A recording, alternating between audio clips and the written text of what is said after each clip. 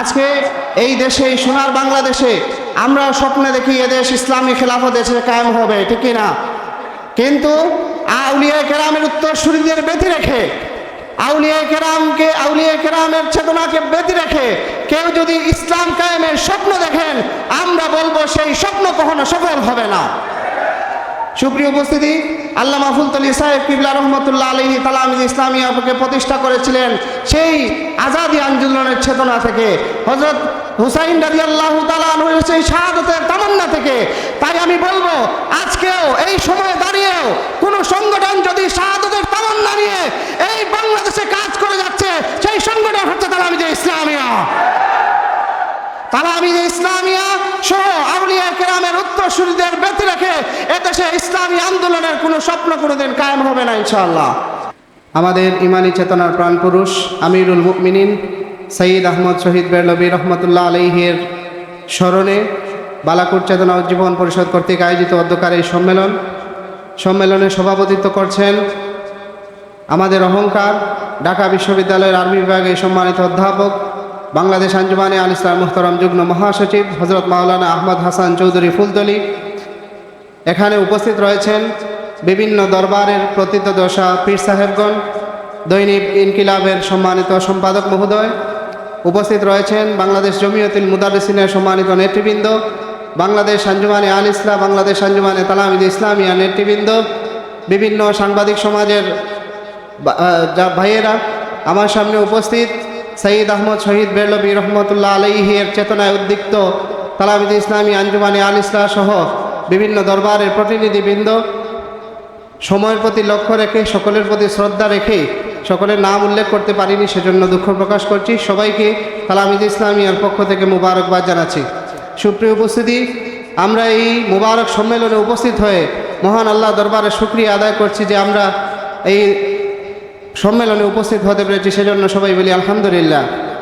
সুপ্রিয় উপস্থিতি, আমরা এমন এক মহান মুর্শিদের এই সম্মেলনে উপস্থিত হতে পেরেছি যিনি ছিলেন আমাদের ইমানি চেতনার প্রাণপুরুষ।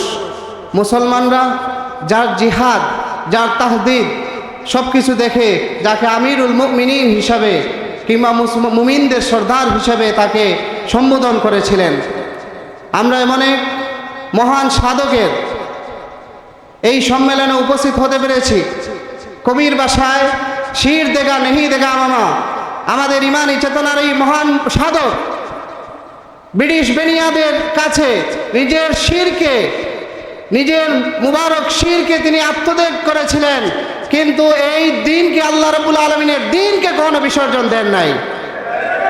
সুপ্রিয় উপস্থিতি, আমাদের তরিকতের এই মহান মুর্শিদ, এই মহান সাধক যাকে বলা হতো রুহবানুল লাইলি ওয়া ফুরসানুন নাহার, যিনি ছিলেন রাতের সাধক এবং দিনের গুরসওয়ার। তাই তো আমরা দেখি যখনই এই ভারতীয় উপমহাদেশে ব্রিটিশ রাজ কায়েমের জন্য সর্বোত্তম প্রচেষ্টা চালিয়েছিল, তখন এই ব্রিটিশদের বিরুদ্ধে সর্বাত্মক অস্ত্র ধারণ করেছিলেন সৈয়দ আহমদ শহীদ বেরলভী রহমতুল্লাহ আলাইহি।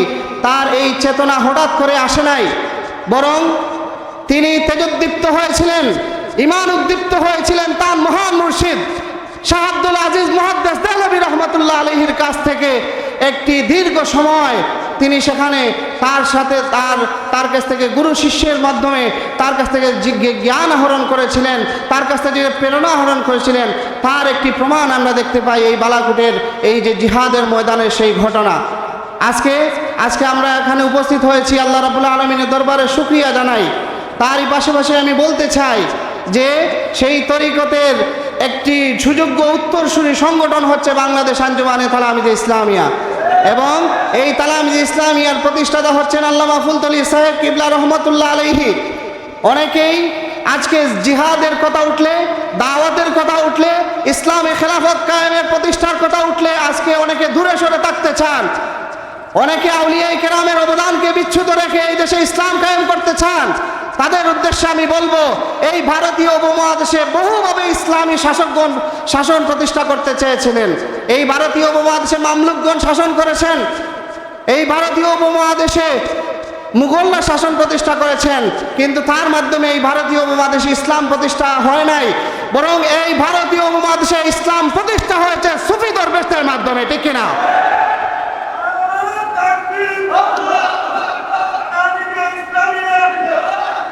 সুপ্রিয় উপস্থিতি, শিল্পী উপস্থিতি, সম্রাট আকবর যখন দ্বীন-ই ইলাহী প্রতিষ্ঠা করতে চেয়েছিল তখন কোনো রাজনৈতিক ব্যক্তি তার বিরুদ্ধে কথা বলেন নাই।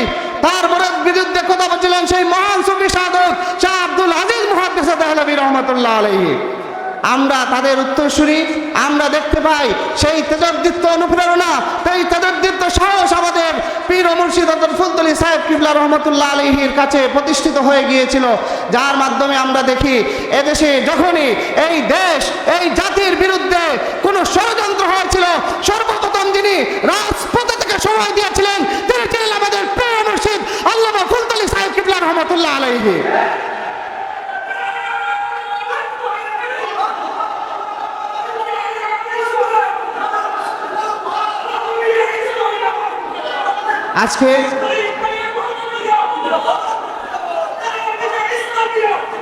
আজকে এই দেশে, এই সোনার বাংলাদেশে আমরা স্বপ্নে দেখি এদেশ ইসলামী খেলাফত দেশে কায়েম হবে, ঠিক না?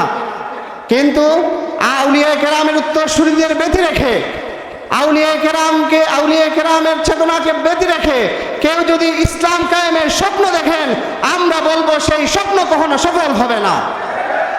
সুপ্রিয় উপস্থিতি, আল্লামা ফুলতলি সাহেব কিবলা রহমতুল্লাহ আলাইহি তালামিজ ইসলামিয়াকে প্রতিষ্ঠা করেছিলেন সেই আজাদি আন্দোলনের চেতনা থেকে, হযরত হুসাইন রাদিয়াল্লাহু তাআলা আনহুর সেই শাহাদাতের তামান্না থেকে। তাই আমি বলবো আজকেও এই সময়ে দাঁড়িয়েও কোনো সংগঠন যদি শাহাদাতের তামান্না নিয়ে এই বাংলাদেশে কাজ করে যাচ্ছে, সেই সংগঠন হচ্ছে তালামিজে ইসলামিয়া। তালামিজে ইসলামিয়া সহ আউলিয়া কেরামের উত্তরসূরিদের ব্যতি রেখে এদেশে ইসলামী আন্দোলনের কোনো স্বপ্ন কোনোদিন কায়েম হবে না ইনশাআল্লাহ। ইসলামী আন্দোলনের কোনো স্বপ্ন কোনোদিন কায়েম হবে না ইনশাআল্লাহ। সেজন্য আমি বলবো আর আজকে এই যে সম্মেলন, এই সম্মেলন আমাদের প্রেরণার সম্মেলন। এই সম্মেলন থেকে আমরা হযরত সৈয়দ আহমদ শহীদ বেরলভী রহমতুল্লাহ আলাইহির ফয়েজ নেওয়ার জন্য আজকের এই সম্মেলনে আমরা উপস্থিত হয়েছি। আল্লাহ রাব্বুল আলামিন যেন তার দরজাকে বুলন্দ করেন এবং তার ফয়েজ দিয়ে আমাদেরকে বুলন্দ করেন। সবার কাছে সবাইকে মুবারকবাদ জানিয়ে আমার বক্তব্য শেষ করছি। ওয়া আখিরু দাওয়ানা আলহামদুলিল্লাহি রাব্বিল আলামিন। আসসালামু আলাইকুম। মুবারকবাদ জানাচ্ছি তালামিজে ইসলামিয়ার কেন্দ্রীয় সভাপতি হযরত মঞ্জুরুল করিম মহসিনকে।